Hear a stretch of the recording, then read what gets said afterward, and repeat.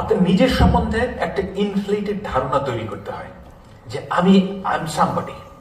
এখানে আপনারা আমরা কেউই সামবডি না।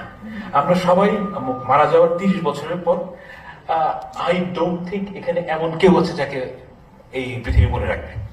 আমি অলমোস্ট সার্টেন অ্যাবাউট ইট যে ধরেন 10-15 জন লোক হয়তো মনে রাখবেন, না মনে রাখার সম্ভাবনাটাই বেশি। কিন্তু আপনাকে এই পৃথিবীতে জীবন ধারণ করার জন্য একটা ইনফ্লেটেড আইডিয়া অ্যাবাউট ইয়োরসেলফ তৈরি করতে হয়, যেটা হচ্ছে এসেনশিয়ালি একটা মিথ্যা কথা।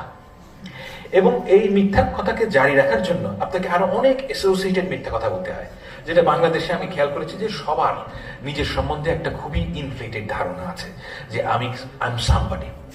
এবং এটা কিন্তু ক্ষতিকর, এটা দীর্ঘমেয়াদী ক্ষতিকর এই কারণে যে আপনি আপনার নিজের সম্বন্ধে এমন এক্সপেকটেশন তৈরি করেন